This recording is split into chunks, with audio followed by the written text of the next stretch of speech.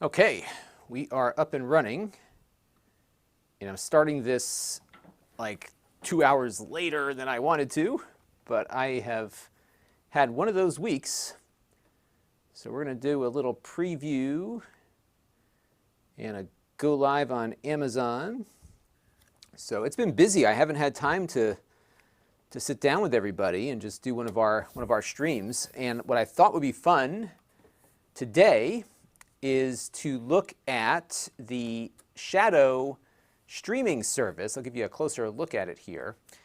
And we've looked at a few of these streaming services before, and today what we're going to do over the next hopefully 2 hours or less is record a live stream of me playing around with this. And I just remembered I have to get something else out of my bucket of stuff here.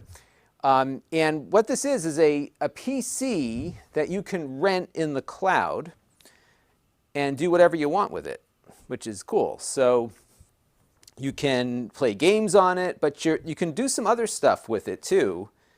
And that's what intrigued me about it. And that's what I want to test today, is all the different things that you can do with it. And we'll have a lot of different devices we're going to bring to bear on this as well.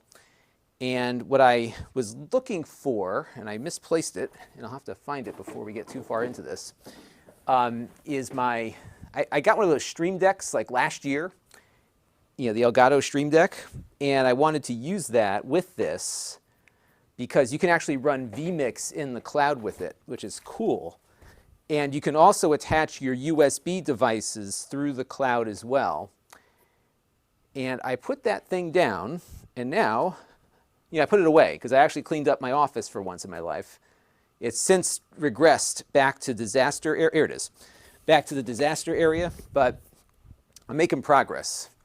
And the plan is to shoot this review tonight, so I'll be caught up through Sunday, and then I will kind of go from there. Okay. So yeah, we're starting this a little bit later than I usually do stuff. And as usual, my stream is getting issues on the YouTube side. My bandwidth is still at issue. However, that problem is getting resolved soon. So we placed the order officially today for Gigabit Pro, which is awesome. I'm so excited about that. All right, we got some folks joining us on the chat room here. We have Max Stock, Paul Bakewell, Dennis Black is here, Ed H., Thomas Mole, Shield Profit Channel, Arif Hassan, who without fail always mentions the Atari VCS, which I am not going to get, unfortunately. Dennis Black is here, and he's been thinking about trying Shadow for a while, but he can't decide. So yeah, this will be good. So what we're going to be doing today is I'm going to try to shoot the review live with you. And David's Devices is here on Amazon too. I'm going to shoot the review live with you, and the hope is that I can get this done in the next 2 hours. So if you want the version that's not going to be 3 hours long, I would suggest you wait until I post the review. That is my advice to you all. So that is how we're going to do this. And yeah, so we're going to go from there. Let's see, Russell Lishard is here, Mr. Pixel, and Ed H. is here, War Surplus, Mark Seals, and Gabrielle Prandini. And by the way, if the stream has issues, click over to Amazon, because I'm finding that sometimes it's like YouTube is bad. Like YouTube doesn't like me sometimes on the live stream. And so I found that the Amazon version works better. And there should be a link in the video description. Let me know if you don't see it. And you can head over there and have a look at it. So that is the plan. So yeah, I'm excited. Okay, so let me get my act together here. And I think what we'll do is maybe show this screen. So I'm going to start off like doing my introduction. And let me just make a new folder here on my recording computer. We're going to call this Shadow. I've been playing with Shadow now for about 2 weeks, 2.5 weeks, maybe even a month. I can't remember, because like one day becomes the next, and who knows what the heck's going on. All right, yeah, so this is good stuff. And Matthew Schaffner is wondering about latency over shadow for gaming. Yes, actually, that's one of the things we'll cover in the review is controller support. And let me pull my notes up here too, because that is one of the things I need to make sure I've got in front of me here so I get all the different things covered, and I do need to cover that. Yeah, so it supports controllers when they're plugged in or wireless, so it'll detect all your active controllers. And then it also lets you pass through USB devices to the cloud server. And I talked to them, and once this COVID thing is like resolved to some degree, they're going to let me go to see one of their data centers. Now I'm paying for this, by the way. This is not a freebie here. I have bought a year subscription because I have legit needs. I have a legit need to use this. Partially because I should just do the stream through it today. If we have trouble, that's what I'm going to do. I'm going to pop back up through Shadow because I have been using it. So what I did with it the other day, actually the past 2 nights, we had a couple of Board of Ed meetings that we had to stream out. And I used my Shadow server to do the streaming. So I was picking up our Google Meet and then rebroadcasting it through vMix that was running in the cloud. So this is more than gaming. And that's what I want to make this review about, because I think a lot of people focus on the gaming. But there's some other things that you can do with it. And what's neat about it is that it's in a data center. So you've got really good latency out to the rest of the internet. Now you can do this with Amazon EC2. But it's more complicated, and that's more of a enterprise level kind of thing. This is a consumer-based cloud server, and it's running Windows 10 and not running Windows Server. So that's the deal. Okay. So Mr. Pixel, the first link should take you to Amazon. Let me see if that's not correct. Let me take a look at my description here. Stream settings. They just changed like this entire thing. So I have no idea which way is up at the moment. Let's see. I'm completely confused now because this is the entire details. So I used to be able to change stuff on the fly. And now I can't find this here. Let me go check it out over here. I'm just going to go look on my YouTube channel and see if I can make sure that it's got what I hope it would have. Bear with me for 1 second here, folks. And then we're going to get started. And remember, this is, so if you see that link there, it says watch and buy the stuff we're playing with on Amazon. That'll take you to the Amazon live stream. So that affiliate link brings you to Amazon where you can watch it. So that is how you can do it. And then I think on the Amazon live page here, I think there's a way you can follow me on Amazon too. It looks like 6 of you have found their way to the stream here. So cool. All right. So we're going to get the video shoot started. And we're going to go from there. So this is going to feel like really weird as a live stream because, and I've done these before, but I haven't done one of these recently. And so what we're going to be doing is recording the video that you'll end up watching in a few days live while we're doing this. So that's how we're going to do it. Okay, bear with me. And we'll get started here in 1 second.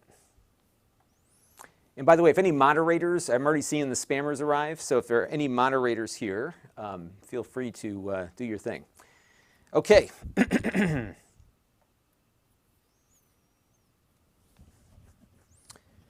Matthew, these are good questions actually. Yeah, ask questions because that'll help the review. He's wondering if storage is persistent the entire time you have the subscription. It is, yes.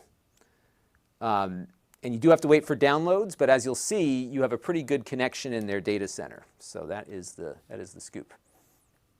And by the way, the PC that we're using today, so I thought what I would do is use a low-end PC. So this is that Pepper Jobs mini PC that we use whenever we want to have a mini PC to show. And what I'll do throughout the recording and the live stream is point out what stuff came in free of charge and what I bought. This came in free of charge from Pepper Jobs a while ago, but this is like the best performing Gemini Lake mini PC out there. So it's a good little machine, It's pretty quick and it does a nice job. So we're going to be doing that. Okay, so let me begin. I'm going to start recording. And remember, I'm recording a video here, so I might do some things like over and over again.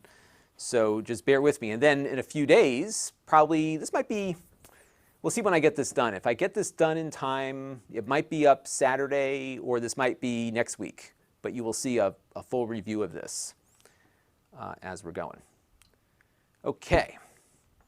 Edman says that YouTube is almost 2 seconds behind on the Amazon chat. And yeah, I did actually purposely slow the latency down on YouTube because of my ongoing connection issues. However, the order for Gigabit Pro has been placed officially today. So all the pieces were put in place over the last couple of weeks, and we're doing it. So we're on our way. This is a seltzer water called Bubbly. Okay. I'm running out of my Pellegrino, so I had to steal my wife's stuff. So that's it. And Sean Tempesta says, is vMix not the greatest freaking program on the planet? It is incredibly powerful. Actually, that's what I'm running on my PC here. So on my PC that's driving the stream right now, I have 3 HD cameras going into it. I'm streaming and I'm recording.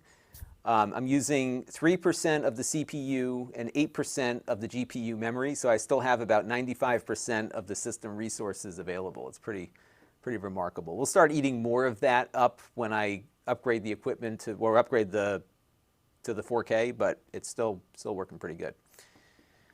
All right, so let's get the ball rolling here, folks, and we'll go from there. All right, we're gonna hit record and open up with our first shot here. 3, 2, 1. Hey everybody, it's Lon.TV, and we're taking a look today at the Shadow streaming service. This gives you a Windows 10 PC in the cloud that you can connect to and run games on it, but also run other stuff because it really is a Windows 10 PC in the cloud. And I've been playing with it now for the last month or so. It's a subscription service, of course, but I've been very pleased with it. And it's actually been really useful to me on a whole bunch of different levels beyond gaming. And we're going to explore the gaming side, but also some of the other stuff in this video review. So we're going to get into that in just a second. Now, I do want to let you know, in the interest of full disclosure, that I paid for this Shadow account with my own funds and will continue to do so over the next year. All of the opinions you're about to hear are my own. Nobody is paying for this review, nor has anyone reviewed or approved what you're about to see before it was uploaded. And we're going to have some stuff that we're going to be using with Shadow throughout the course of this video. And for the things that came into the channel free of charge, I'll let you know what those things are. So let's get to it now and see what this Shadow thing is all about. All right, so that was the intro. And I'm just going to log my clip. And then we'll roll on to the next part. So let's do one intro. And if you don't mind, I'm just going to play this back real quick just so I can make sure it sounds okay to me. And that's what I do. I like to play back what I just did and make sure I'm happy, and then we keep going. So that's kind of what we're doing today. 3, 2, 1. Hey everybody, it's Lon.TV, and we're taking a look today at the Shadow streaming service. This gives you a Windows 10 PC in the cloud that you can connect to and run games on it, but also run other stuff because it really is a Windows 10 PC in the cloud. And I've been playing with it now for the last month or so. It's a subscription service, of course, but I've been very pleased with it. And it's actually been really useful to me on a whole bunch of different levels beyond gaming. And we're going to explore the gaming side, but also some of the other stuff in this video review. So we're going to get into that in just a second. Now, I do want to let you know, in the interest of full disclosure, that I paid for this Shadow account with my own funds and will continue to do so over the next year. All of the opinions you're about to hear are my own. Nobody is paying for this review, nor has anyone reviewed or approved what you're about to see before it was uploaded. And we're going to have some stuff that we're going to be using with Shadow throughout the course of this video. And for the things that came into the channel free of charge, I'll let you know what those things are. So let's get to it now and see what this Shadow thing is all about. Okay, I can live with that. And you know what's funny is that this has worked flawlessly for weeks for me. I've never had a problem with it, and now I have a problem with it. So we're going to turn off Shadow, and we're going to turn it back on again, and hopefully this thing will start up. And let's give it a second here. That thing is, yes, Eversource is the bane of my existence right now. That's my power company here in Connecticut. But I'm trying to temper myself, you know, because I'm not all about that, but it is an issue. Actually, I had another power blip today. My generator kicked on. I have a whole house generator, so that's helpful. All right, so let's start it again. I think what happened was I left it idle for too long, and I'm connected via Ethernet right now, and it could just be that this system is not good for this, but I don't see why it wouldn't be. Here we go. I think we're moving now. There we go. Now it's starting up. So you're going to see it here, like that's like the little Windows 10 loading screen. And let's see if it's going to work.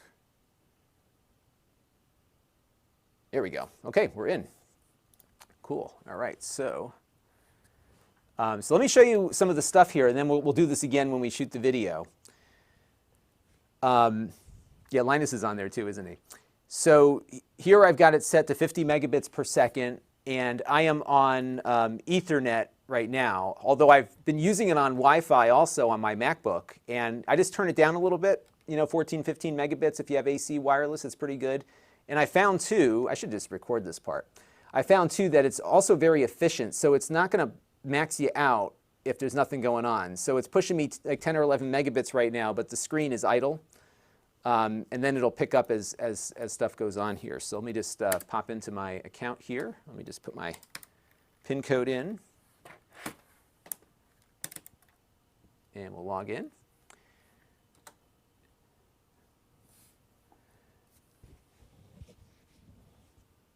Oh, yeah. They did an update. That's what was taking so long. I just love how, like, when you load up Windows, it says, "We've updated your PC for you." Isn't that lovely? Dog Soap says, "I really have gotten my money's worth out of the Peppers job." Yeah, this thing is a great little PC. I have to tell you, I've been very, very pleased with it. What's nice about it is that it runs consistently, and that's like the real trick to it, is that it's a consistently performing PC. Now, what I want to check, just so that we give this a fair shake here, is that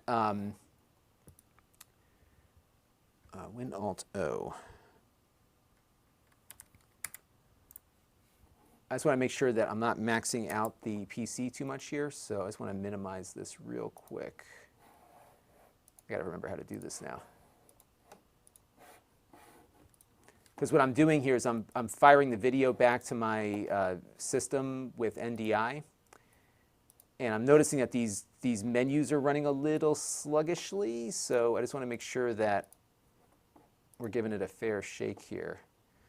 Let me log into my I'm going to log into my Steam account also and see what we've got going on there.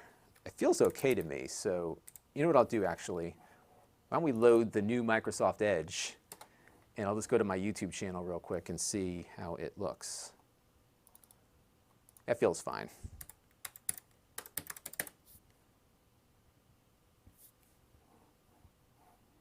And we'll just go over to my latest review video here.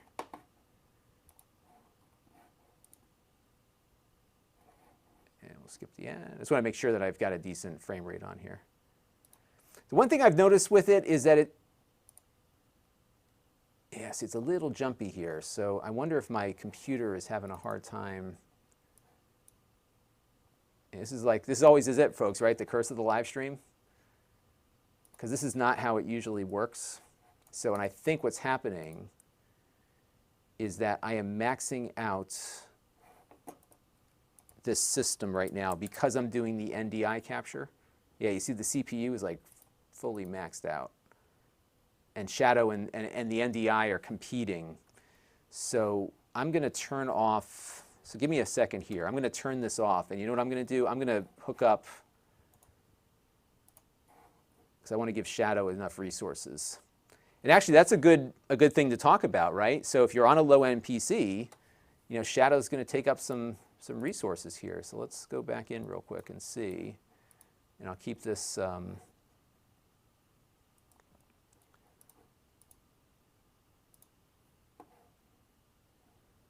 And what's tricky also, here we go, exit full screen so I can move that around. Okay. So on this PC, Shadow is doing about 20, oh, you can't see it right now, hang on. About 26%. And what I'm going to do is I'm going to hook up my NDI box here. And actually, you know what I'm going to use? I'm going to use the one that doesn't crash vMix. So I've got 2 boxes here. This one's going to be the better of the 2 at the moment. So let me get this hooked up real quick, and then we'll continue onward. So bear with me, folks, while we get some things adjusted. So this was a good exercise. You know what? I'm just going to go with this one. This was a good exercise because we were able to see that on a low-end PC, you want to keep some resources free because it's going to use, and I bet you if I start moving stuff around here, let's move the, yeah, so I'm seeing a greater resource load when the bandwidth picks up. So let's get that connected, and I'm going to get an HDMI cable out here.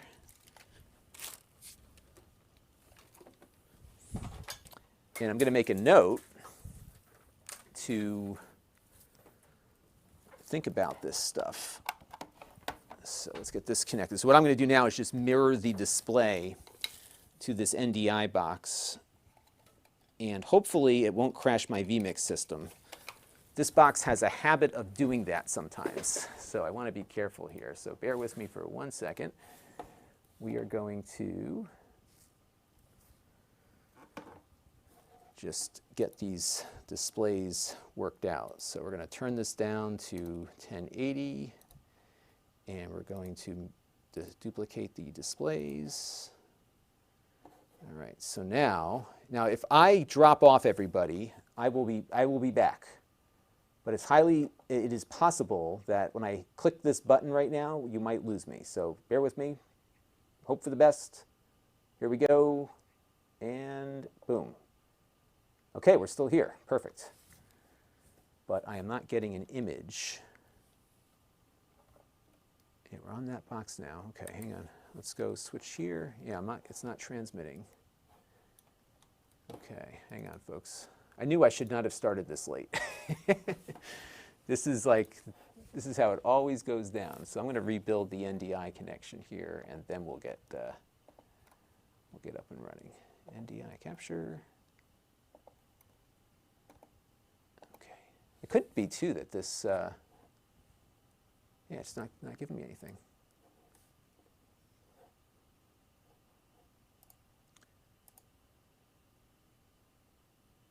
So what I'm doing now is just trying to go direct in via HDMI, but I am not getting anything.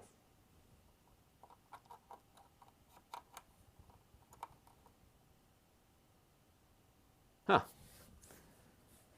Well, this is becoming frustrating.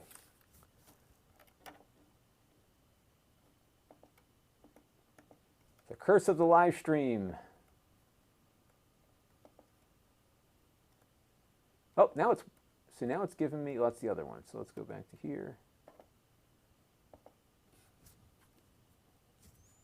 And you know what I might do is I might reboot the box. And this is asking for trouble, because whenever I do this is when things go awry. But let's reboot the box real quick. And we'll get this going. And in the meantime, I will take some questions.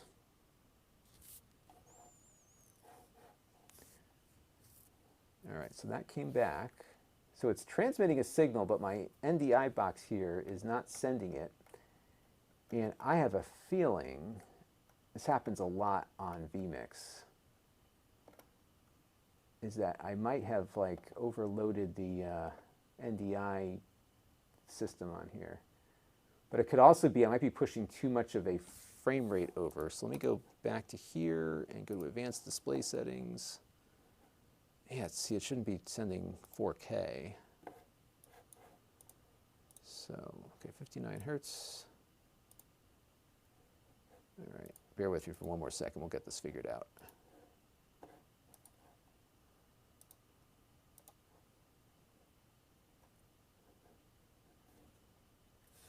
right.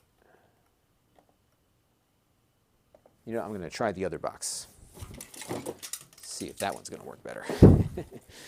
Hang on, folks, we'll get there.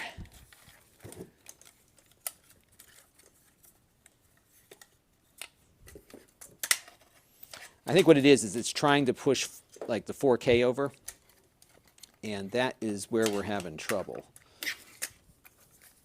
And now, of course, my power cables are all out of whack.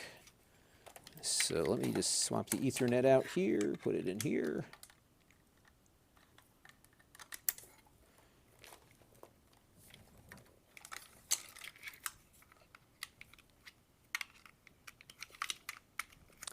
Okay. And let's grab that, put it in. Okay. And if this doesn't work, I've got another option. Okay, so now we're going to go over here and just wait for that box to come online, and we'll be good to go, hopefully.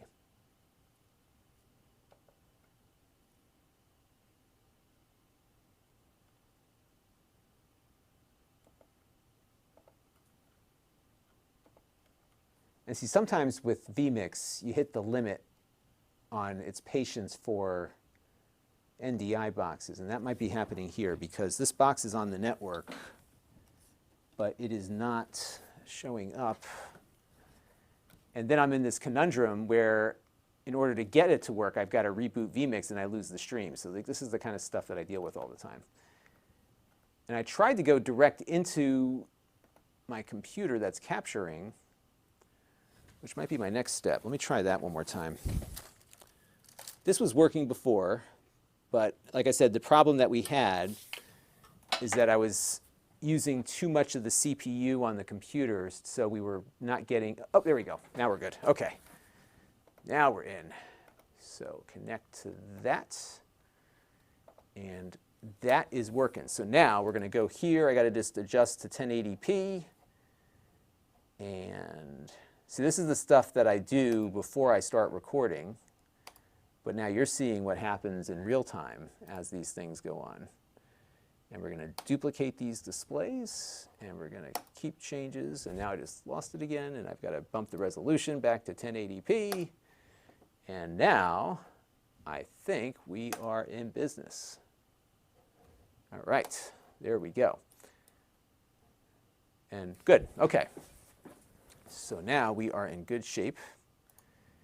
And somebody was saying that the shadow thing is using 4 processes, but there's 4 different things that it's doing here. So that's how it goes. All right. And we got some other folks. Clifford Gallagher says he has the same tent picture. Yeah, I think this is one of the default Windows ones, and I chose this because my cameras don't like very bright screens, so this works better for when I'm shooting the screen.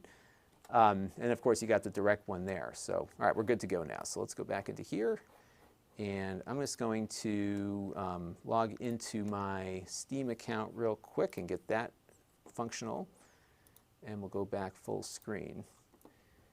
And I think we're in good shape now. So let's try this again. I want to go back to my YouTube channel on Shadow and just see if it's looking better now. So let's do that real quick. And I've got 2 different keyboards in front of me, and I keep hitting the same thing. Okay. So we'll go into the Wise Outdoor Cam. Yeah, this seems to be running smoother now, but we'll see when my video starts. Yeah, see, it's still doing the same thing. So now I want to check. This might not be the right computer to do this with, but that's actually would be a good thing to look at. Yeah, it's really cranking through that CPU. Here, I'll show you a little closer view here. Well, it's like 20%. So we're going to have to tweak this a little bit more, I think. And it could just be that this computer is not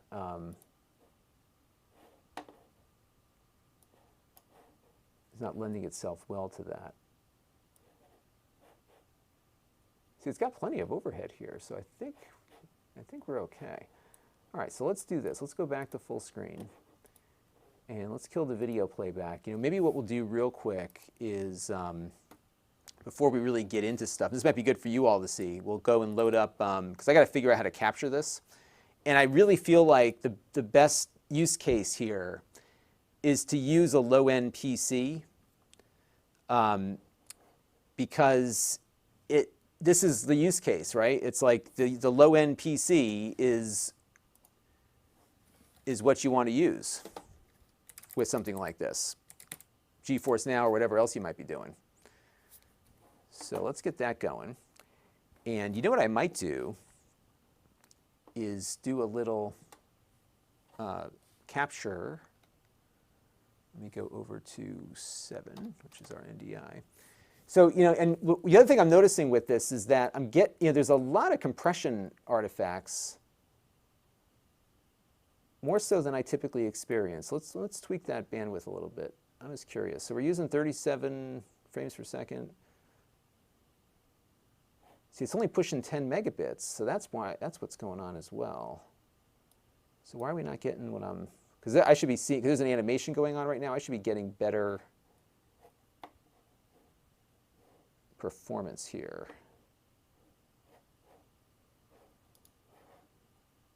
Oh, I am so eager, by the way, to play with Microsoft Flight Simulator. I have a Game Pass as well, so yeah. So right now, it's not giving me the bandwidth I'm expecting. So that's another problem I got to work through here.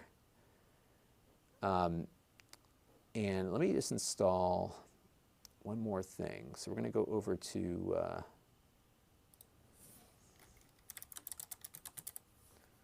No Man's Sky real quick, and we'll put that on. But you see how it's like really a lot of artifacting on here.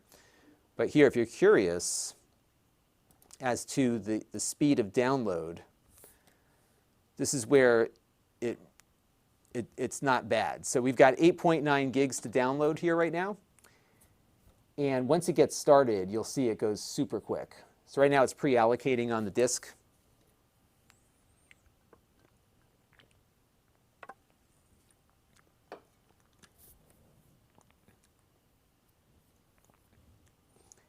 And we're just waiting for it to go. Okay, there we go. So now it's downloading. And if we go over to the download, you'll see it's going to crank through. Well, usually it cranks through. To their data center, it cranks through pretty quickly. So you'll see the speed up. So we went from like 2 minutes. It'll be here before you know it. Yes, you can see now on the chart. So you get on the service, you get a gigabit downstream, and then 50 megabits up, which I thought was interesting, right? Because you would think maybe they would just give you symmetrical gigabit in the data center, but you don't. You get a gig down and 50 up. And we'll run a speed test in a minute. Ken Driggers wants to know what tier I'm on. I'm actually on the lowest tier they offer, so the basic one. And I always like to do that when I do reviews because I think the base provides a really good framework for what the user will experience when they look at this.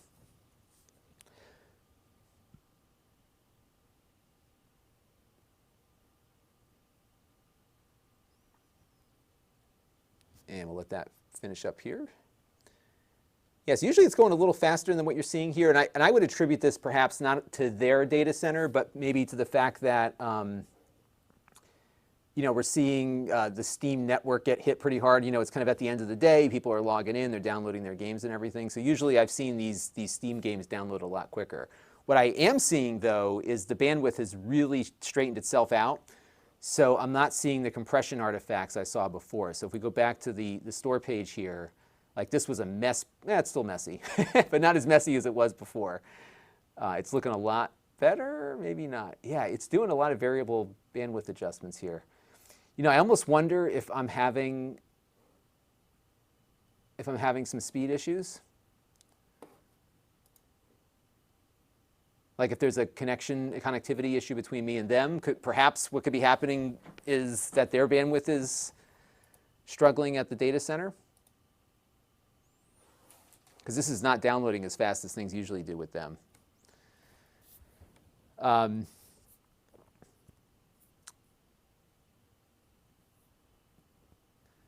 So Londog wants to know when I might be able to do a demonstration flight of Flight Simulator. Because I'm very interested also, I want to bring out the big screen TV. Yeah, I am going to, I'll probably do a live stream with Flight Simulator because I have like a flight yoke and stuff and all that good stuff. So we'll see how it goes. I got a question from Nando in the Amazon chat. He says, oh my God, that's so fast. What internet do you have? So I have not so fast internet at home, but we're connecting to this shadow server, which is located in a data center. So they have gigabit down and 50 up. Where I am, just the bandwidth that I have here at my home, I have 300 down and 12 up. So that is what we got. All right, so I will say this is looking better now. I'm seeing less compression artifacts. So it's looking better, but I don't think I'm getting the full speed out of this. So you know what I'm going to do real quick just to troubleshoot is I'm going to shut down Shadow real quick. And I might actually delay shooting this video and just troubleshoot some stuff to figure out, because this might be an issue that people should be aware of. If there's a problem with low-end PCs, that might be something to talk about, because up until now I've only been using this on really high-end PCs. Okay, so we're going to now go load up. I'm going to go grab the Brave browser real quick, and we're going to troubleshoot this. By the way, this keyboard is this one I got in from the Amazon Vine program from Logitech. This is called, let me pull it up on the, if you're on the Amazon thing, you'll see this show up in the feed. This thing is wicked expensive, but pretty cool. It is really thin. It's got a cool click to it. This review is coming up soon, so stay tuned. And we're just going to go and grab the Brave browser. I've had such a busy week that I'm probably going to be working all weekend to make up the time that I lost. So, with all this COVID stuff, we're busy. I'm helping, I'm just trying to help in the community with different things. And so I'm on the school board. So we've had school board meetings we've been streaming out. I was using the Shadow server for that. It's just been super busy. So that is that. So we're going to look at what's going on. So the PC here, by the way, I connected it to Ethernet. So we're on my Ethernet network. But I'm wondering if maybe, for whatever reason, my adapter is not, and I checked before I started, it is plugged in at gigabit speed. So it is getting gigabit to the switch. And this little Pepper Jobs, the Ethernet on it typically runs at the full speed. So we're going to check on that. And this is true. Oh, I'm still recording here. This is true of just about any of these streaming services. The bandwidth that you have available is very critical. So the slower your connection, the fuzzier things are going to get, no matter which one you use. But what I'm going to do now is I'm going to go to speedtest.net, and we're just going to run a download test, because that's what's most important. And we're going to see how this works. So give me a second here, folks. I'm going to just switch over to me. And I'm going to run this real quick, and we're going to see what my test result comes back with. And I'm going to stop it, because the upload's going to totally kill our connection. So 10 milliseconds to the thing. So here, let me show you what we're getting here. So this is my downstream. So I'm getting what I should be getting. So I'm getting about 350 megabits downstream on this Pepper Jobs PC. So that's good. I'm getting my full speed here. And then when the upload starts, it'll totally kill my stream here, so I'm going to close that out so we don't have that problem. So the good news is that my connection to my ISP is fine right now. And in this particular scenario that we're in, which is testing out the Shadow server, I have adequate bandwidth to my provider. So the question now is, are we dealing with a problem with Shadow or the data center routing to Comcast, for example, because Comcast is my internet provider. And I'm going to go over here to the tools. And, oh, you know what? So it was on automatic. I'm going to force it to 50. That's what we're going to do. And let's see, optimize for streaming. So if I prefer speed, here, so let's step through some of these settings here. If I prefer speed, it's going to push UDP packets, which means you'll have some packet loss. But you can also put it in a reliability mode that will do, will go as TCP, which will confirm every packet. Oh. Fix performance issues on low-end hardware configuration. You won't be able to manage your settings while using Shadow. All right, let's leave that off for now, but let's see if that fixes it later. All right, so let's go back. So we set it to manual 50 megabits per second. That should give us a good display. And by the way, you can see how bandwidth, or how bandwidth and data caps makes a big difference on some of these services, right? So you got to be really careful with that stuff. All right, so now what it's doing is it's booting my server up in the cloud. I'm just going to click Start Now because that'll get us into it.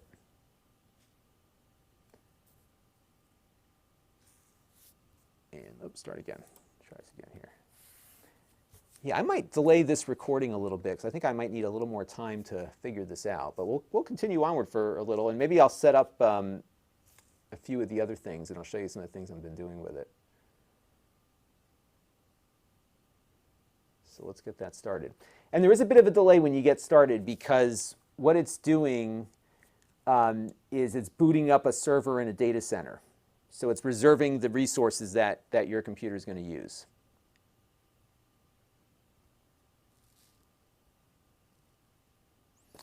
And Social Gamer says I'm at 6 megabits. Yeah, so right now, and so the other problem I'm running into is that I've been using Amazon AWS for my outbound stream, and for whatever reason my relay went down, so I'm now directly broadcasting back to YouTube and Amazon again. So I'm occupying about 6 megabits right now upstream for this, between the two things that I'm sending out. So when you saw the 6, that was the balance of what was left. So in a couple weeks my new connection will be on the way, and I'm going to go from having 12 megabits up to 2,000 megabits up, 2 gigabits. And then what I didn't realize, and my Amazon stream is now having trouble, what I did not realize in setting all this stuff up with Comcast, ooh, geez, I'm having some streaming issues to Amazon now. What I didn't realize in setting up all this stuff to Comcast is that in addition to getting the 2 gigabit symmetrical off of the SFP Plus that'll come in off of their hardware, there's a second gigabit Ethernet connection in addition to the SFP. So it's actually a 3 gigabit connection to Comcast, and it's on 2 interfaces. So that's going to be really cool. Nando says, I never knew such a thing existed. Is this new technology? This is, to tell you, Shadow's not cooperating here, is it? This is new technology for consumers. Amazon has been doing something similar for a long time, and it's through their AWS, their EC2 servers and stuff. That's something they've been doing for a while, and it's worked exceptionally well. But this one's a little easier for consumers to figure out. And I don't know why this is still not cooperating. So let's try this again. I bet you everybody's logging into Shadow right now, and that's why it isn't working. Let's see.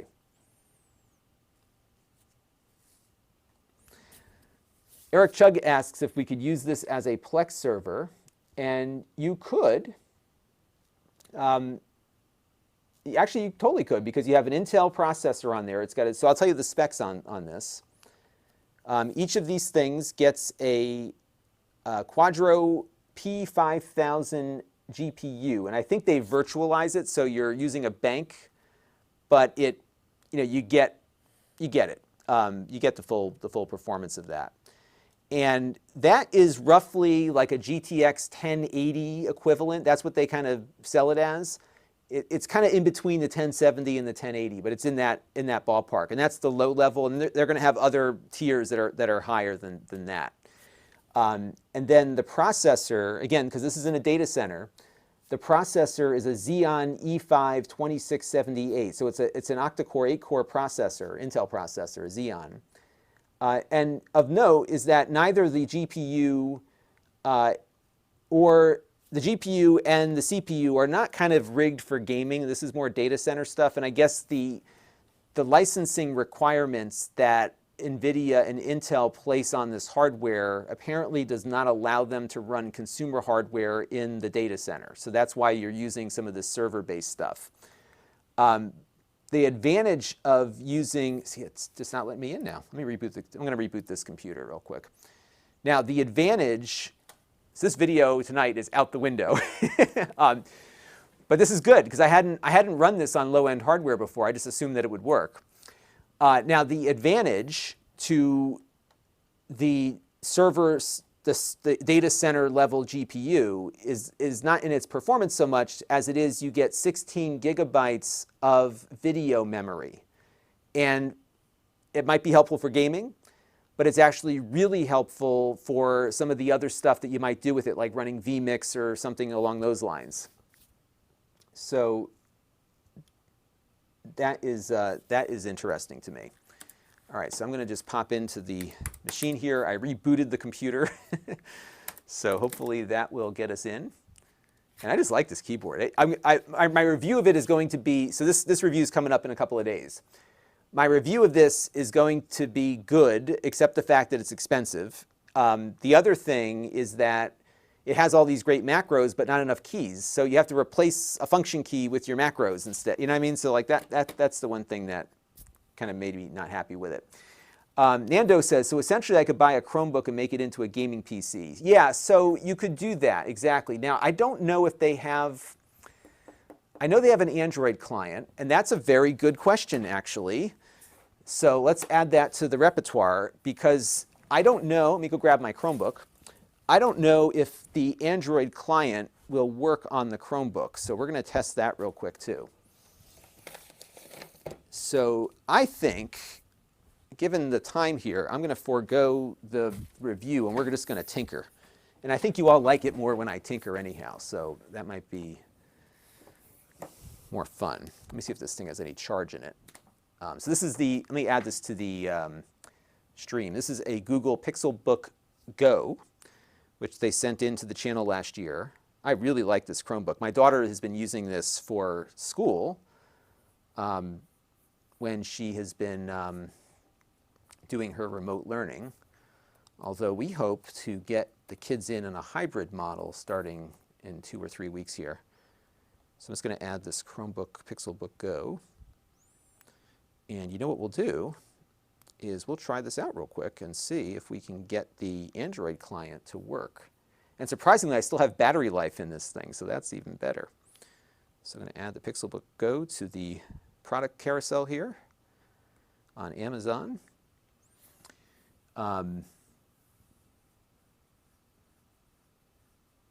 So TrapExit says, ironically, I find that many places will plop an HP or Dell SFF PCs with Core i5 and 16 gigabytes of RAM for the thin client to connect to those VMs. Yeah, everyone does it differently. And actually, I should note also, so 16 gigs of video memory, 12 gigs of actual RAM. So the RAM that they give you is a little more limited, but I think for most purposes it's fine. And one of the things that I've been doing with it, I'm actually happy I'm not recording this now because this is going to be a 3-hour ordeal to get like all these different things working here. So I'm just going to jump into my Chromebook real quick. And this is a nice little Chromebook. It's funny, it reminds me, and if you're on the Amazon stream, you can see it. It reminds me of the original plastic black MacBook. It's like super thin and light. It's all metal though. And it's just it's a really nice Chromebook. It doesn't perform as well as it should for what it has inside. So this is one of those i5Y processors, but it just doesn't do as well as it should. And I think it's due to thermal because it is fanless. But I found that I think the MacBook Air, which has the same processor, performed better because it wasn't as thermally constrained. Now the good news is, to answer Nando's question, is that the Shadow Android app is installable, so that's a good sign. I don't think they have a specific, I don't think they have a WebRTC client for the native Chrome interface, but it will run on Chrome. So let me try to get into it real quick and see what happens. So give me a second here and we'll try this out. I just have to get my thing configured here. They also have like a 2-factor authentication process as well. It's not quite like your usual 2-factor, but if it detects you coming in from a computer that you haven't logged in with before, it will require you to, sorry, I have a great little two-factor app that runs on my watch. So I have to get into my password manager to get the password to get into Shadow. And what will happen is when I go to log into Shadow, it's going to email me back. So hang on a second here. Let me get this booted up. All right. So Salmonic asks, can you run vMix as a 24-hour stream? Yeah, I think you can. The longest one I've done with it so far was 3 hours. So I ran, it's like a really long meeting for the community on the school reopening. And that one ran for 3 hours. It was flawless. It was really flawless. And as you'll see, if I can get it to work, it's in this data center, so you've got like a super clean connection to it. And that's been, so like you'll see once I get it working, the latencies are really low to whatever you're connecting to. All right, almost there, folks. Let me just get this in here. I'm just going to make sure this works on the Chromebook, and then we'll go back to the computer here and get that going. And what I have found also is that you could start it up on one computer, and then when you go into a different one, it will just move you over. Okay, so let me go into my updates here and grab that real quick. Now this Chromebook, by the way, is on Wi-Fi right now. But I've got a good Wi-Fi down here. I've got AC Wi-Fi. So let me paste that in. Oops. Sorry, I just got to put my code in that they emailed me. And it doesn't let me paste it. So let me just type this in. Oops.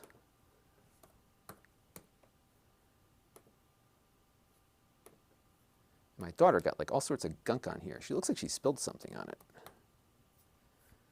Okay, there we go. Oh, this is, okay, so this is rather interesting. So it looks like I might be dropping again with Comcast. I'll be back in a second here, folks. Hang tight. Hang tight. Hopefully we come back.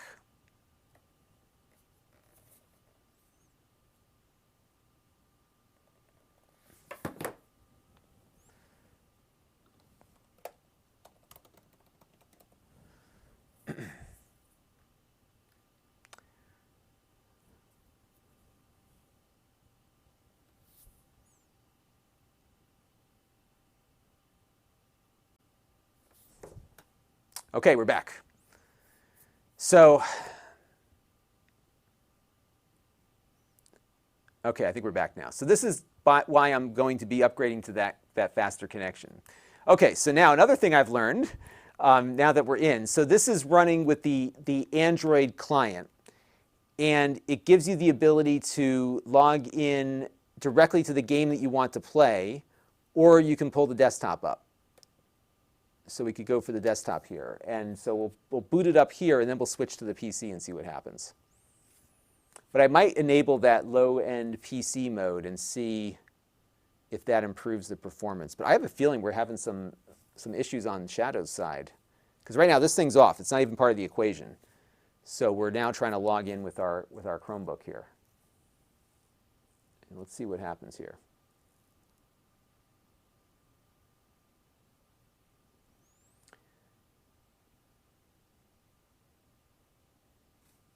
Yeah, still trying to start. I think there's a problem on the Shadow side. I may have to shoot this in tomorrow morning and see if we can get that working. So let's let that continue to process here, and we'll wait for that to go. In the meantime, I will show you some of the other things that I was going to plug in today. So I got in, and we did a live stream on this the other day. The Pixel 4a phone came in, and we did a nice live stream. It's in the live stream archive. We're going to have a review of this next week. So we're going to play with that a little bit. And then what I was also going to play with, where did it go, was I've never taken, I need to hook this thing up. I got the Stream Deck in. I bought this during Amazon Prime Day last year. They didn't do a Prime Day this year because I've never even looked at it before. So this you've probably seen a million times. but this works with vMix also, so I can program in different things. The only thing that, so I've been using, and it's seen better days, I've been using this thing right here. This is an X keys. And what I like about the X keys is that you can change the size of the keys because I'm constantly flipping around to different stuff. But what I like about the Stream Deck is that it'll light up all of the, I can have like the keys with their little screens light up to describe what it is. And what I wanted to do today was connect this to the PC and then rig it into the Shadow server so that we could have played around with that a little bit. But it looks as though we're not going to get there at the moment. But I'm excited to play around with this Stream Deck a little later, so that'll be another thing on the docket. We might like redo this stream actually if it doesn't work, because yeah, the Chromebook here is just not starting up.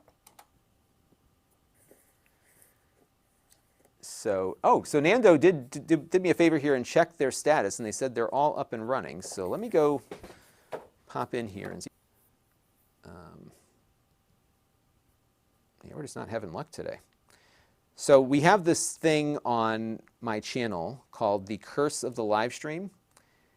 And basically that means whenever I stream out live, things that were working before I started, stop working when we actually sit down to do it. And it looks like YouTube is going to go down again. Man, I'm so frustrated with my connection, I can't tell you.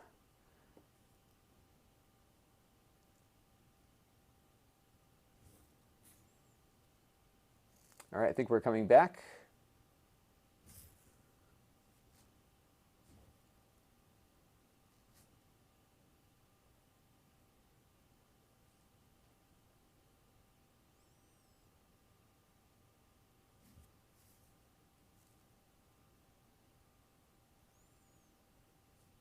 All right, looks like we're back up again. All right, so we're starting up. I wonder if maybe I've done something to upset the lords of the data center, because I've been doing all sorts of weird benchmarks and stuff. So I was running DaVinci Resolve out there, and there was this crazy demanding benchmark that was running for about a half hour, 45 minutes. So I might have just done something to lock up my connection there. Let's take a look and see if the Shadow data centers are reporting any issues here. Let's go to Shadow's website and check that out real quick. So it's shadow.tech, I believe, is their thing. All right, so we'll go back here and let's take a look at support.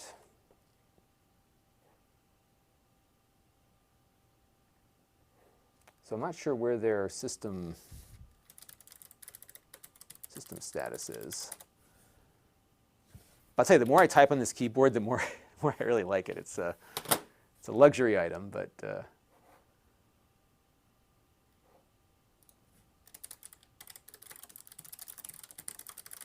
and by the way, they have different data centers in different parts of the country also. So I think I'm coming out of the New York one, and it looks like they're operational, so they're not reporting any incidents. So it could just be that I have caused a problem for myself. That could be what's going on. And I'm glad you enjoyed the stream, Nando, on Amazon. I think you can follow me. I think there's a way to follow me, so you should follow me, because we do these streams all the time, where we're just tinkering with various technologies. And yeah, I'll tell you what, this is the most trouble I've had with it since I started playing around with it. It's been flawless up until now. So what I might do is maybe let it sit and just reset itself.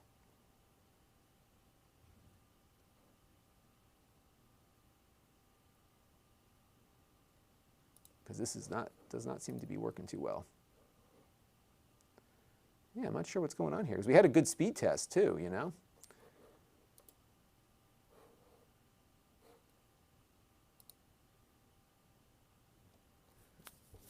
Or they could be over capacity. That could be what it is too. So, the way these services work, it's just like your internet connection in that they oversell the capacity. So there's not enough servers for everybody that pays for the service, and they balance it based on the usage trends that they see. And I think what's probably happening right now is that they might be a little overloaded. They've been very careful about letting in too many people too quickly. They have to get these servers online. So I think that could be what we're experiencing at the moment here. Let's try this again and see what happens. So Thomas Mall was going to try to start up his Shadow server, so I'm curious to see if maybe his is working better than mine is right now. But yeah, we had this happening before, right? And then when we did connect, we had some poor connection quality. And when it ran its speed test a little earlier, it was indicating that I was getting maybe 60 megabits per second from them, which is unusual.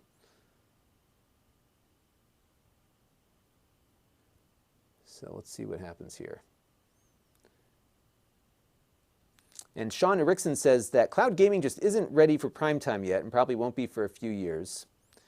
Yeah, the latency, and he's bringing up the point on the latency. I think the latency is the biggest issue. I will say though, and this will be, of the ones that I have been playing with, and I've tried them all now. Yeah, my Shadow. This is just typical for me, right? Because things just decide not to work here. What I have found with my experience with this stuff is that Google Stadia appears to be one of the better services. I think the visual quality is really good. I see the least amount of compression artifacts and stuff. But what I think the concern I have with Stadia is that it should have been the platform for other platforms as opposed to trying to be its own platform. Because I've got games on Steam. I have Xbox Game Pass Ultimate. I've got games on Epic now, I got games all over the place, but none of them on Stadia. And to have to buy them again, that's the thing. I would love to take the Stadia technology and be able to log into my Steam account and run those games that way. And the neat thing about Shadow, which is intriguing, especially given some of the issues that GeForce Now has experienced, is that you're basically renting a computer from them. And that's what you're logging into. So you're not logging into a game menu or something that would have some licensing problems. However, what you should be aware of when you're talking about licensing and streaming services is that the individual game license might restrict you as part of the EULA from streaming the game. We did a weekly wrap-up on this topic a few weeks ago, so that's something to think about. So I guess the question for Thomas is because Thomas Mall in the chat here he's on it right now. I guess the question for you would be, what data center do you connect to? Because I think maybe the issue here is the data center that I am trying to connect to. And what I'm also trying to do is force it to do the speed test again. Because I would like to basically start over.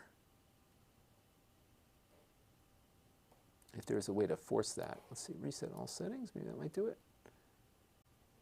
And that just kind of brought us back. So I'm going to try to do the 50 here again. Maybe I'll do something a little bit more reasonable. Let's do 20 and see maybe it was having a hard time getting that data delivered, which might be why it was doing that. Let's try this.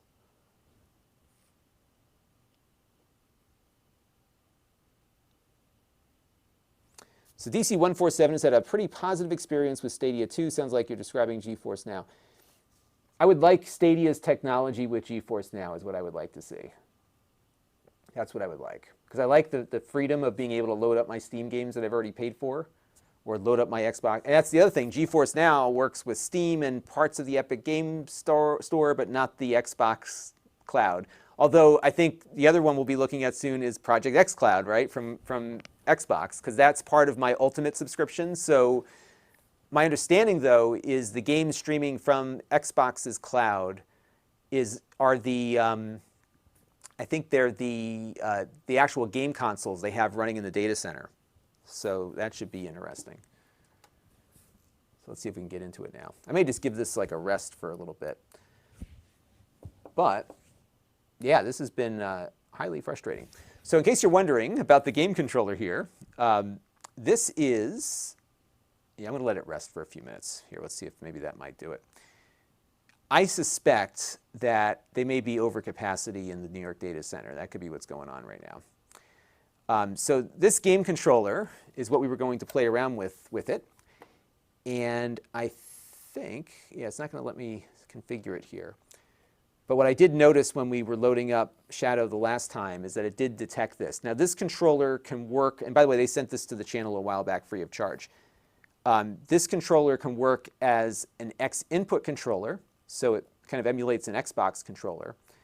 It has another mode which works with the Nintendo Switch, and my daughter likes to play Animal Crossing, and she prefers to use this controller. She just likes the way it feels. So it works with the Switch as a Pro controller. It will work in direct input mode, so it's kind of a jack of all trades. And I have a clip for it, and I can't find it at the moment, but I have a clip for it so I can attach my phone to it and just use it that way too. It's really, really cool. This is the SN30 Pro Plus. And what they did, it's actually the nicest designed controller that 8BitDo has put together. So it's the 8BitDo SN30 Pro Plus. And you know, it's a full-on controller, but they took their, so they started making these replica controllers that look like the old ones. And so this is kind of like an evolutionary thing. So they first started by making a replica Super Nintendo controller, which was nice. Didn't have the sticks or anything. Then they came up with a version that looked like this without the handles. And it's a decent controller, but it wasn't as comfortable because it was awkward to use the thumbsticks with it. But now they added the handles, so it's kind of like a hybrid of the PlayStation controller and the Super Nintendo controller, and it's great. And the D-pad is very Super Nintendo-like, so you've got like the best of all worlds, especially if you play Tetris on the Switch, because on the Switch, Tetris doesn't seem to work very well with the Pro controller, but it works great on this one because you've got a really good proper D-pad. And this is by far, like, I would say this is probably my favorite game controller at the moment because it works with everything that I have. And it's just a nice controller, so it's really good. I think on the Switch I do prefer the Pro controller to some degree, but it's not bad. All right, let's try this one more time here. I'm going to give up soon. We're giving it the old college try here. So Nando asked a question about how do you upload data to the Shadow server. So that's the tricky thing. So you don't get, I haven't found a way that you can port into it, you know, basically poke a hole in the firewall to upload stuff. So on Amazon's EC2, you could, and you got security implications with this, but you could set up an FTP server on there and put stuff in that way. I would say the most efficient way to get stuff to a Shadow server would be to set up like a, there are some software packages out there. I think BitTorrent's got one that you could use to transmit the file in. You could connect your Shadow to your home VPN if you wanted to and copy files around that way. That's one way you could do it. You could do something where you upload to like Google Drive or Dropbox or S3 and then grab it from the cloud back down. So that's another option you could pursue. So there's a couple different ways to do it. They give you on the base plan 256 gigabytes of storage, which is not a lot. So that's something that has been an issue. All right, so Thomas Mull, who's my helper here, because he's got it as well, and he said wait like 5 minutes and see if that might help. So we're going to try that in a minute and see, and then we're going to give up in a little bit. So much for shooting the review tonight, folks. See, if I didn't do the live stream, this would have worked just fine. It would have been great. So we will let it sit and rest for a minute or two. Maybe what I'll do here is close this out. And I don't think it runs resident. Yeah, it doesn't run resident. So we'll close out the software. We'll leave it logged off for a few minutes, and then we'll pop back in.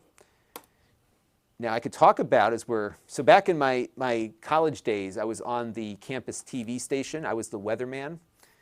And we tried to keep our show to an hour. It was Fridays at 4 to 5. And you know, how much can be going on a campus sometimes, right? So if we needed happy talk, the floor director would do, stretch it out, stretch it out. So we're going to stretch it out. So DC147 says, I really want to get one of those one day. I wonder if they have a European colored button version. Yeah, there are a couple different versions of this. And what I could do is, why don't we pull up Amazon and we'll take a look and see what different versions there are of the SN30 Pro Plus. So let's pop in here. So here's your choices. So you've got, actually they don't have a European version. So what they do have is this one. And then they have a black one. Oh, let me pull this up. So you have a black one here. I'll give you the better view of my screen here. So you got the black one here. And then you have the G Classic, which is kind of like a Game Boy color scheme. And the D-pad's a little different too. I think it feels the same, but it's a different texture. And then they have the one that I have. And what's neat about this is that it follows the Super Nintendo design. So it has a convex set on the top. I'm sorry, a concave set on the top and a convex set on the bottom. So it's a good controller. It's not that expensive. I think it's great for what it is, especially, you know, you can use it on multiple things. And what's also funny here is when you're on Amazon, as people are browsing, so if somebody were to come into this product listing right now, they would see my live stream talking about the controller. Isn't that cool? So that's one of the things that Amazon does. And then you can buy the clip, and then they have this other device that is a little wireless thing that you can use. Oh, the other cool thing with these is that they sell wireless receivers for the original hardware that you might, like 8-bit hardware. So for example, let's look this up real quick. This is the 8BitDo retro receiver. And so for example, they have one that will work with the NES. I have this one. I have them all actually. So you plug this into your NES. It's an NES device.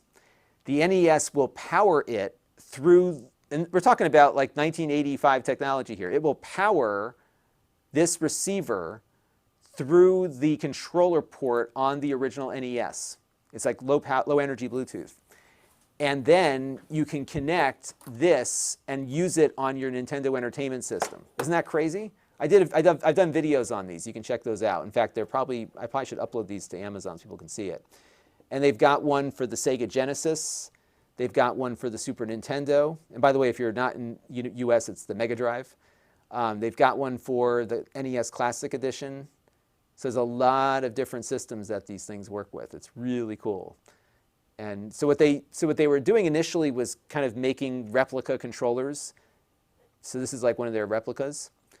And now they've kind of started doing their own designs. So like this is their take on the Sega Genesis controller, the 6-button. And it's actually very nice. This is like another one of my favorites. And what I've been using these with, so what's nice is that I have that Mister thing. We should do a Mister video. We haven't done one in a while. So if you're playing a Sega Genesis game, it's not as good to play, like for me, I think it's not as easy to play a Sega Genesis game on this controller because the button layout is different. And the games were written based on the button layouts of the controller that was used at the time. So if you're emulating or playing some of those compilations of classics on the Switch, for example, these are great controllers because the buttons are in the right place. And if you were playing them as a kid, your muscle memory will be there, you know? So that is how those work. And I think they're great. So I really like these controllers. And so I keep different controllers for different games that I'm playing. And I found, too, that this one's great for the TurboGrafx games as well. Although they recently came up with these, which are their replica TurboGrafx controllers. which work great with the Mister. So I've got a controller now for like every classic system, but it's new, right? And then with the retro receivers, you can just plug them into the original hardware. But I've been doing a lot more on the Mister, and you should check out my Mister videos because the Mister hooks up to my television with just component cables, and I can get like a CRT, like beautiful, pristine picture quality on a CRT, and the games just feel better that way. Like that's how they should be, right? Is on a CRT, and when you hook them up with RGB component cables, it looks better than it ever looked. Just great. It's perfect scenario. So let's take a few more questions here. We'll try Shadow one more time after this next set of questions, and then I'm going to give up, and we'll come back another day on this one. Ken Drigger says, I grew up using KBM, never could get used to the hand controller. I'm not sure KBM. What is KBM? You got to fill me in on what KBM is. Hot Sauce says, I believe there is a Super Famicom theme one. Yeah, I remember seeing there was a Super Famicom version of that controller with the different colors. Lon.TV says, it's highly possible that the Stadia internet delivery system has been optimized for Google and they don't want to share the pathway. That's definitely possible. And then I can't read Arabic, but someone's suggesting to reset the computer. Yeah, I did reset the computer already. Maybe we'll do one more reset just to give it a shot, see what happens. Let me do a quick restart on here, and then we'll come back and see if it comes back for us. Yeah, Thomas, I don't know what's going on with your chats. I'm not seeing all of them because Google or YouTube is like filtering stuff. They just changed the whole interface here that I'm used to using. And so now I'm completely confused as to why I cannot see every chat that's coming through. Let me pop out the chat here and see if there's another option on this. Ken Driggers, thank you very much for your super chat contribution. Oh, here we go. I had to pop this out, and now I can see all the chats. Because I've been waiting, I've been like anxious to see what you've been saying. Okay, wait 5 minutes. All right, so now I've missed a whole bunch of chats because of the filtering that YouTube was doing. So if I didn't answer your question, I apologize because they were filtering stuff.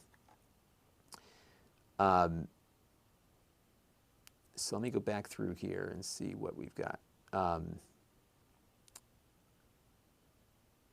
So DJ Elf tried Shadow with his MacBook Pro 2019, fully spec'd out for video editing and rendering. Was a lot better than the MacBook Pro gaming. Was okay, I guess. Yeah, I think it's, it's going to vary. I've been just impressed with the fact that they're not trying to limit you to what you can do with it. So I've been using it almost primarily as a vMix entry point. All right, so let me try booting this up again and see what happens. And I'm purposely running this on super low-end hardware. This is like, the Pepper Jobs mini PC. This thing is like 230 bucks. It's a Gemini Lake machine. It should be more than capable of running this.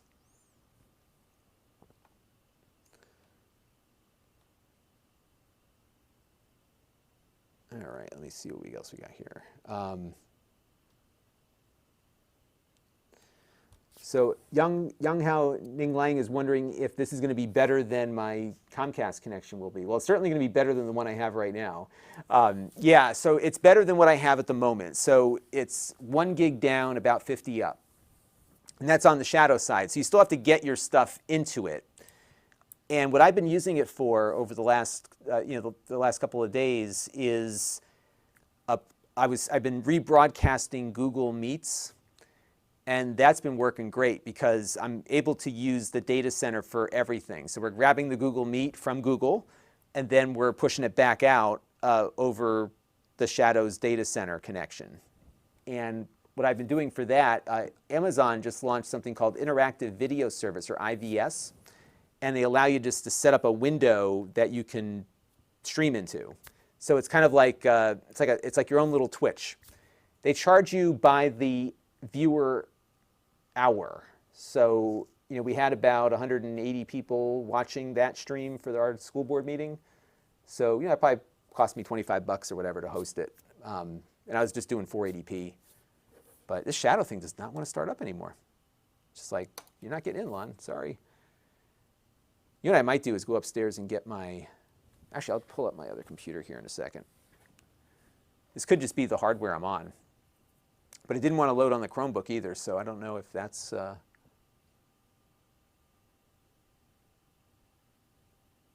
could be what it is, or perhaps our bandwidth capacity.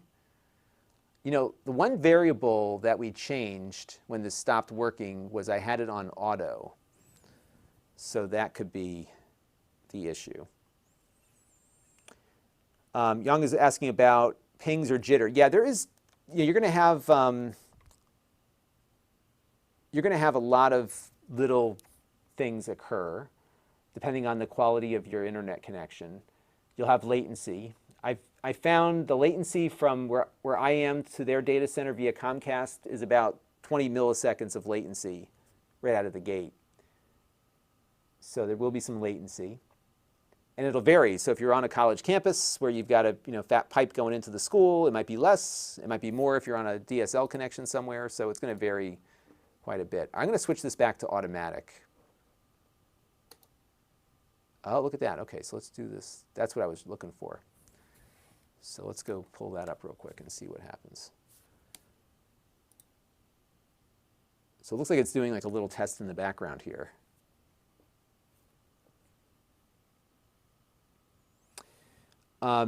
Wild Athmod, is this better than Steam Remote Play? Can't get it to stream remotely. Yeah, I think it might be because, all right, so now we're on auto bandwidth settings. Let's see if that makes it work better. So I think what, the value proposition here is that this is something for people that don't have a gaming PC. So the gaming PC runs in the cloud. The difference between Shadow and all the other streaming services that are out there for gaming is that you get a Windows 10 desktop that you basically log into. So there's a little more flexibility in what you can do.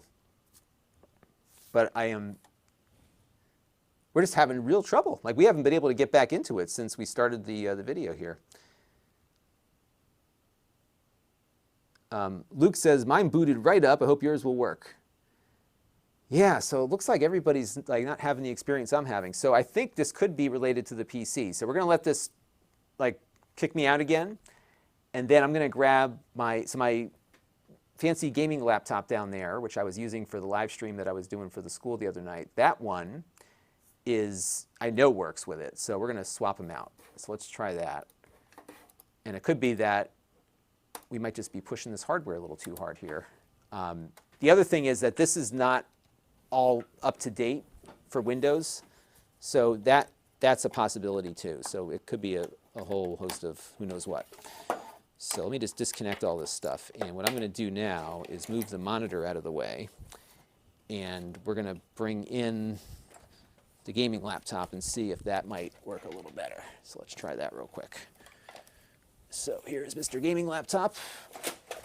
And I have such a mess down here that I really need to get to cleaning. Wow, it is 20 of 7 already here in my East Coast lair. That is crazy. Okay, so let's plug this in. And some folks are speculating that maybe because I'm using so much upstream for the stream that might be causing it. But really, this is this is kind of a downstream activity. So I don't think that's the case. So I'm curious now to see if maybe it runs better. And it could just be that, maybe there's some issue with the version of Windows I'm running here or something. So we'll see. We'll put it all to the test. So we're going to try this one out now. And what I'm going to do, I know this works much better. I can connect this this thing in a different way. So let me go pop into this real quick. And we'll get going with that in 1 second. Let's see what happens. This, by the way, this has been like one of my best purchases of last year. This is a Lenovo Y740. I bought this around Christmas time, and it's been performing wonderfully for me. This has got a 9th generation i7, so it's a 6-core, and it has the Max-Q 2080. So it actually it performs close to what a desktop 1080 would perform at, maybe a little bit better. We did a whole review of that. Ugh. And I put Microsoft Teams on here because I had to get into a meeting, and now it's like persistent. I am going to run the vMix screen capture app here just to get some NDI back to my desktop. And that will definitely be able to run on here. This thing's got plenty of resources, so this will be an easier connection. So let's go NDI, and let's wait for it to show up here. I think that's not the one I want. Yeah, I want this one. Okay, there we go. Okay, so we're going to grab that feed in a second. And we're going to load up Shadow now on this one and see if we're able to get in. So let's take a look here and see what happens. If not, I'm going to give up for tonight, and we'll try again tomorrow and see what goes on there. I think we've been looking at Linus too much. I love Linus, but, you know, maybe if I get my video done, they'll put me in there. What do you think? And you know what's going to happen, folks? I'm going to stop this stream. We'll be done with the stream. And then it's going to start working.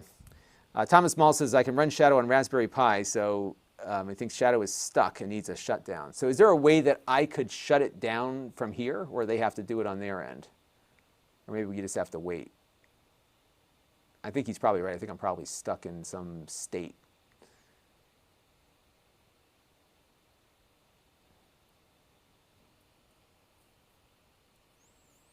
And now that I know you can run it on the Raspberry Pi, that's another thing we'll need to look at. So Thomas, if you could, oh, in the help menu. Okay, so let's go into the help menu real quick. Let's wait for it to finish up. And this is why it stinks that I couldn't see your chats before, because we probably could have had it working by now if YouTube wasn't filtering all of your chats. You've been so helpful, and I really feel bad that we didn't see those. Yeah, for some reason, Thomas, it just wouldn't. It wouldn't show me your thing. All right, so let's go back to here. Shut down Shadow. Okay, so let's shut it down. Right, is that the right process here? So I'll show you what I just did. I went to here and shut down Shadow.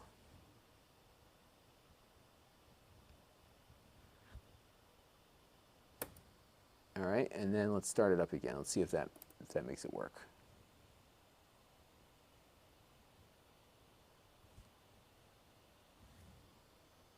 I wonder if there was some word there that they didn't like, and then it...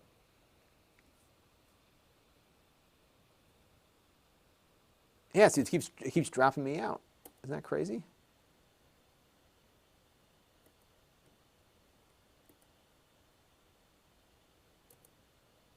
And everything's good. So I may have to get in touch with their support people, because it seems like it just doesn't want to let me back in. Okay, so I'm going to shut down and then wait 5 minutes. So let's try that. So we'll shut down, just do it like that, and we'll wait and see what happens there, and we'll go from there. But I'm going to probably we'll give it another 15 minutes or so, and then we'll wrap it up. So what else do you guys want to talk about? The curse of the live stream. Oh, another cool thing about this keyboard, which you will see in the review when we do it, is it's got one of these little dongle things. This will work with Bluetooth also.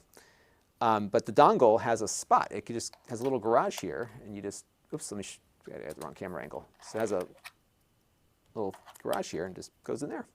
Isn't that cool? Kind of neat.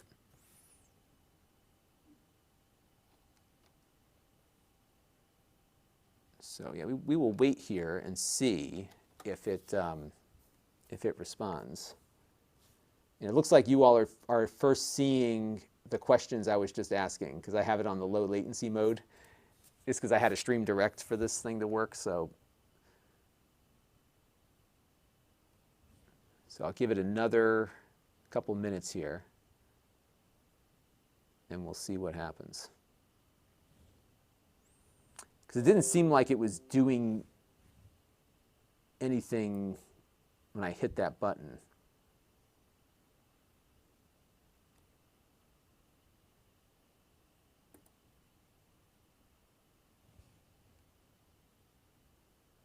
Thomas Mull says, it's a rule. Everything that can go wrong with a live stream will. Exactly. And we run into these often. But you know what's fun about this is that, whenever I do a live stream, I'll have, sometimes multiple hundreds of people who are technically savvy or have experience with what I'm playing with, like you, Thomas, and a few others in the chat today.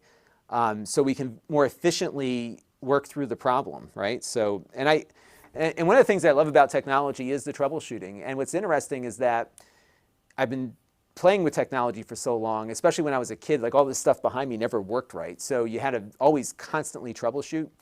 And it gives you a frame of mind, I think, that helps solve problems in other parts of your life as well. So technology is a good skill because it either works or it doesn't. And if it doesn't work, there's a reason why. And that's what I've always loved is like, what's the reason why?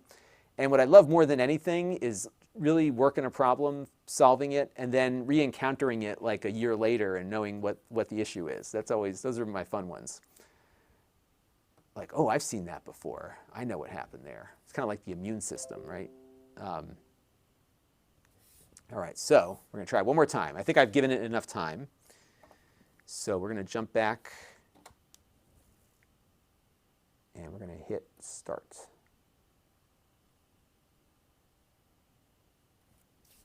And let's see. All right, so it's starting shadow. Oh, there we go. That did it. So thank you, everybody. So we'll just play around with a few things here. I got to run because it's almost time for me to grab some dinner. The kids are going to be home soon. So at least we got some quality time in, right? So quality time is important. And now I've got some good notes to do because I think I want to look at doing the Raspberry Pi and a few other things. So here's the desktop. And let's adjust the bandwidth here and see what we can get out of this. So right now I've got it on manual, I think. So let's crank it up to like 45 or 50. There we go. All right, so what I'll do now is I'll plug in the game controller. Now what's funny is that this machine is probably faster than the data center I'm connecting to. And what we'll see here now when this controller is plugged in, it shows up here as a Xbox 360 controller. Pretty cool. All right, so now, oops, I just did the wrong thing there.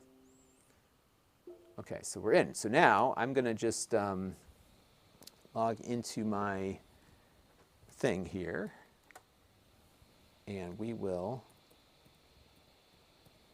see what happens. Now, the cool thing with this is that you are, again, in a data center. So check it out. Let me show you. Let me run a speed test on here real quick. So I'll load up Firefox, and we'll go to speed test just to see what we get for speed. Now, you all saw what we had before, right? We were getting, 300 and something down and whatever up. So now, on the cloud server, this is on, look at the ping, 2 milliseconds, right? Super fast, because you're closer to the backbone. There's less stuff in between. And so this is what you get, super fast downloads. And the uploads are not as fast. You get about, now it's going about 100. So yeah, it was going like 50 to 100 before. I was getting 50 a lot, but it looks like we're getting 105 here right now. So that's pretty good. Now you want to see something really cool? Let's let that finish up. All right, so that's your speed. And now that's not to you at home, that's to the data center in the cloud. But you can see how this might be immediately useful because you've got a connection that has very low ping rates to most of the major CDNs and everything. You've got more than adequate uploads for good streaming, and you've got super fast downloads to your cloud server. So if you wanted to transfer files to yourself or use this to, I could see this being useful. And unfortunately, this is not something that I can do because I have to upload 3 versions of my videos every time I send them up. But if I had the same video to upload to 3 or 4 different places, I could send it to Shadow at 12 and then from Shadow out at 100 apiece. And that, 100 per upload stream, 100 per whatever. It gives you an idea as to what it is. So that's how that works. So there you go. And then what's cool about this is that we have the Xbox app, so I can jump into Game Pass games. So I've got Sea of Thieves on here right now that I installed earlier. So I can hit play on that and it'll just start playing, I think.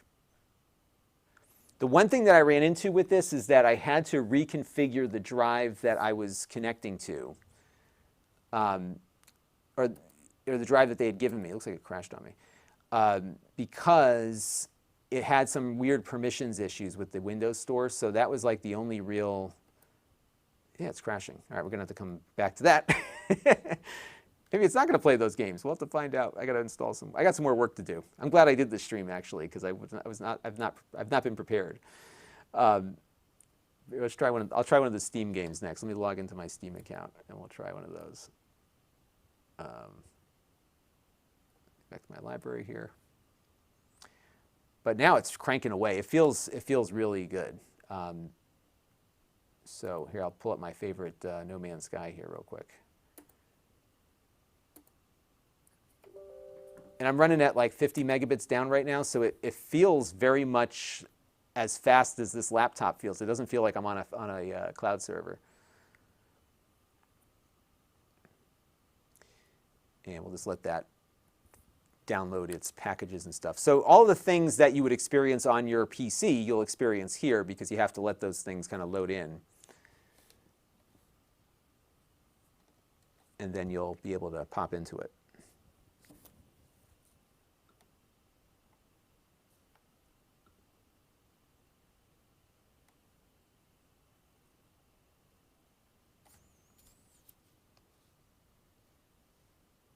All right, so now it's loading up.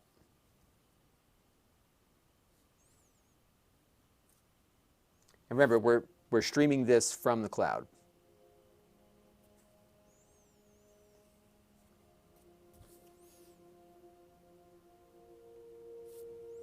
And we've got my controller out here. Yes, it's looking good. Now this display is a 144 hertz display. And it feels like it's running at a pretty good clip. It's funny, it's running so good I have to like make sure I'm on the right. It looks super. Actually, this looks really good actually. And you know, it's funny, I haven't done much gaming with it because I've been so enthralled with the notion of running vMix in the cloud that's what I've been spending most of my time doing with Shadow. So this is the first time I've actually really played a game on here. I was planning to explore that as we shot the review just to see how it looked, but it looks great. Here, I'll pull up a better image here for you. Now, granted, you're seeing this streaming with my lousy connection to whatever you're watching on, so that's going to have some impact.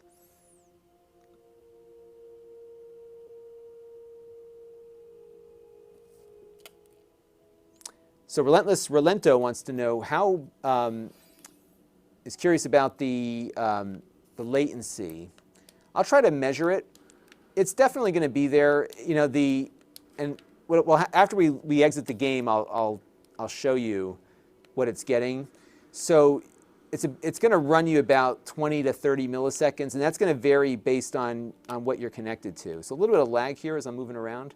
What's interesting is I get this on the GeForce Now server also, and I wonder if there's some optimization related to. You know, this game is designed to work on consumer GPUs.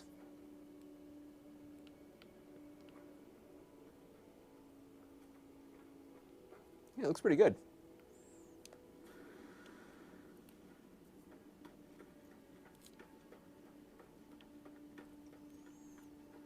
So the cost on this for the base plan is, so if you go for a year commitment, it's $11.99 a month, $12 a month, unlimited.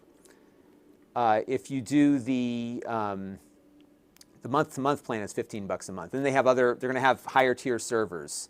So right now it's like a GTX 1080 equivalent.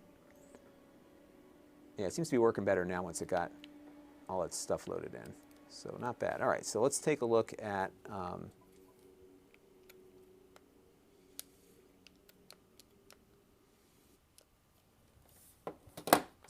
what we're streaming here. And what's nice too is they give you some good diagnostics as it's running. Yeah, so check it out. We were getting, I guess it was running at 60. But because this display is 144, it went back up to 144 hertz here. And then again, it's variable bit rate. And the latency, it's measuring that as we go. So we're in the 24 millisecond territory. And remember, with game controllers, especially wireless ones, you've got some baked-in latency to begin with. So it's additive. The latency becomes additive as you're going. All right, so let's do a couple more things, and then I got a jet. So again, what's cool about this is that it's running in the cloud. So for example, I installed DaVinci Resolve, which is a video editing application. So it'll load up because it's a Windows 10 PC. So you could just, now granted, there's not a lot of practicality to this use case because you have to get your video up to the cloud to use it. But you can run other software that you might want to run. Now you can't leave it, I guess you can leave it kind of running in the background, but I found that if you're idle for too long, it kicks you out. I don't know if Thomas, if that's your experience.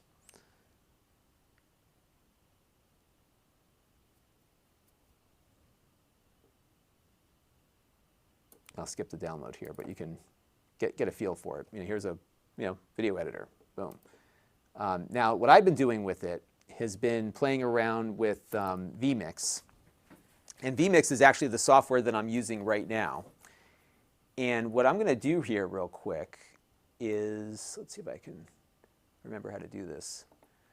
I can call from this very video station into the cloud server. Now, what we can also do is we can stream from here out to someplace else. And what I was doing earlier was I was playing around with vMix call. So let me figure out a way that I can call out. Let's go to vMix call, and we're going to do connect to a call. So I'm going to connect to one of these things that I've set up here already. So let me try this one. All right, so my name, okay, got it. So vMix call is awesome, by the way.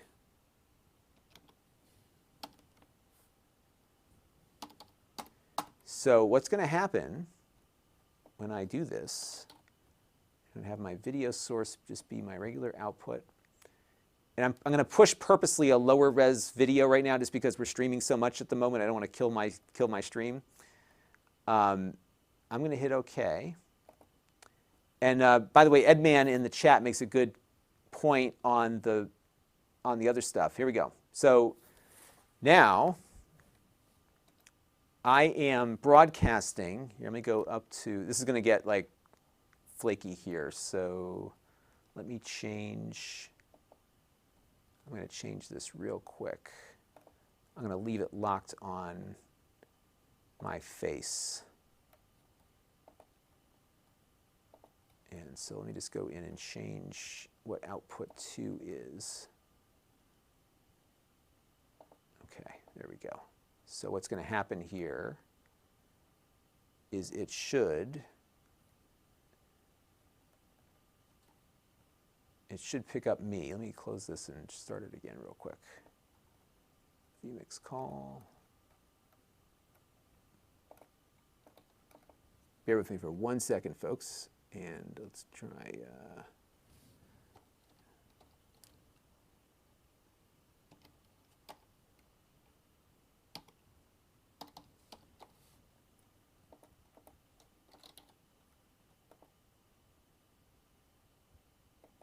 That didn't work. Hang on.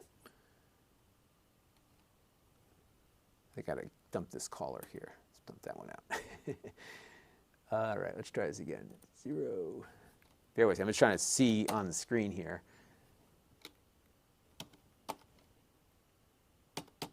Now, if you don't know what vMix is, this is the software that I actually use to connect to, like I'm using right now on my computer here to stream this out. It's full-on production software, and it is super robust and magical to some degree because it does stuff that is just remarkably amazing.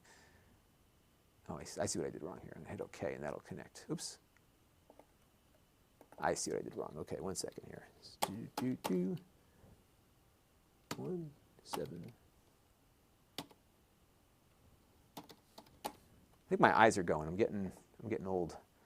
Okay, so now what'll happen here? There we go. So now I'm on screen. So I'm going to switch now. This is not local. This is coming out of the server. And if you look towards the bottom, so I've got a video running in the background. I've got a composite here. And these are vMix calls. So I'm basically transmitting from my vMix to this one in the cloud. And I'm running a little production here. I can do my, my merge. Isn't that cool? And if you think about this, you could run this in the cloud and then have people call in, with their webcams, and you'll have a great production. And because the latency, yeah, it's 20 milliseconds or whatever, but it's low enough that you can do some really cool stuff. You could stream this out, to your favorite streaming provider because you have 100 megabits upstream to play with. It's great. And right now, just to give you a sense as to what the utilization is, it's using about 8% of the video memory, and the CPU is at 12%. So it's, it's more than adequate. And again, what you're watching here is running on the data center side. So even though it's me, I am transmitting from here to there, and that's why you're seeing me there. But you can see the latency. But not bad, right? Because this is going out from me into their thing and then back to this. So that's what's cool about this. And so what I like about this, and this is a great example of why this is good and useful, is that if you have a bad connection like I do all the time and your streams are dropping out, run vMix in the cloud and transmit from your home to your vMix in the cloud and have it stream out from vMix. It works much better. I may start doing that. So you might have a freeze up or something, but at least you can manage that a little better. The stream will stay active. And like I said, I ran this for 3.5 hours last night, 2 nights ago, and it was seamless. It was just perfect. So it's amazing. It really is. And then I can do things like, let's do this. Let me pull up my full screen here. And remember, this is on the cloud server. So I could merge me in here. I can do my lower third. I mean, it's running great. Look how good this is. I mean, it's not even choking here. And what's interesting is that this is roughly the same. So I have more RAM on my system here in the studio. But performance-wise, I have an 8-core Intel processor. And so this is very similar to the setup that I have here. But it's in the cloud. So I think that's really cool.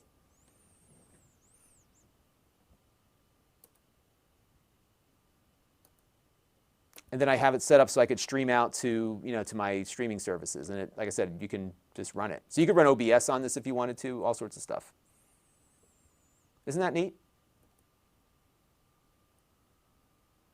And I had done a test as I was playing with it.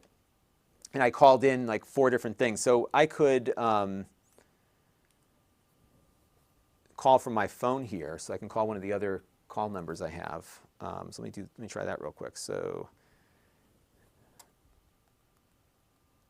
I'll just dial up on my phone. So let's do vMix call. I have the number right here. So let me just back out here real quick. And vMix, by the way, is paid software, but I think it's worth every penny, because it's really, really good. Now, I don't hear anything at the moment because I turned off all the audio so I don't get feedback. But, I mean, it works just as well on the cloud as it does at home.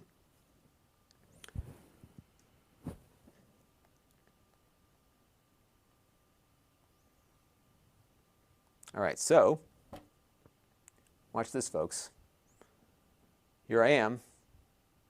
And now, I pull this up here.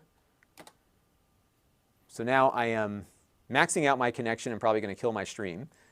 But we've got, me in here, and I could maybe punch up my, oops, I'm on the wrong mouse. Here we go. I can punch up myself here and then just do the merge. that cool? There we go, full screen. Right from the iPhone. And I'm sitting, you know, here's the deal. I got the phone out right here. And so, isn't this cool? You know, just doing my thing with the phone, going out to the cloud, and then I could stream this back out again. I think it's just amazing. So there you go. And so we're about 20%. What's interesting is that the CPU is not as efficient for this as my i9 is locally. But other than that, it seems to work pretty cool. So yeah, so it's been good. So I'm really happy with it. You know, it's a useful tool to have. And I think even after my bandwidth woes are resolved, which by the way we made progress today on, I think it should be pretty good. All right, so you guys have given me a lot of stuff to think about as far as what else I need to show. So we need to do Android on a phone, on a Chromebook. It's gonna be a lot of, maybe I'll just shoot a bunch of B-roll later. We also need to look at running it on a Raspberry Pi, NVIDIA Shield, because I'm sure people want to do that. And then, so I'll look into doing the Raspberry Pi. So this might be a whole other live stream of just shooting B-roll and playing around with various platforms with it. So this was, actually I'm glad I did this because my video would not have been as complete. And I almost wonder if I might want to do two of them because I think the entire use of this as a video production tool might be its own thing. So we'll have to play around with that. Pretty crazy. It's a neat thing. And like I said, you could do this on Amazon EC2, which is another great service. But what I like about this is that you've got Windows 10, right? So if we pop back into here and I go into the control panel here, let's pull up the system. What am I doing? I'm losing my mind here. I'm hungry, so I'm like not focused. Let's go to this PC, and you can get all the scoop on everything. But you're running Windows 10, Windows 10 Home on the cloud. And we've got 12 gigs of RAM available. You've got the Xeon CPU, the E5-2678 at 2.5 gigahertz. Yep, it's all there. And it feels like almost exactly like my PC locally feels. So it's really good. Okay. All right. Yeah, so we'll come back. I think we're going to come back and do this again. And I think what we'll do in the next one is we'll just get it installed on everything. Thomas says I need to look at the Ghost that they sell. I had that for the kids. True plug and play. What is that? Is that a Shadow thing? Why do I not know about this Ghost thing? Let me pull this up real quick.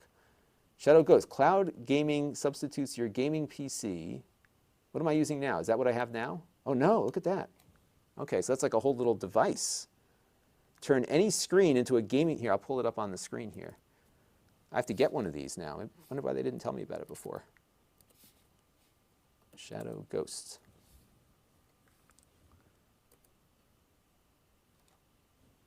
That's pretty cool. Oops.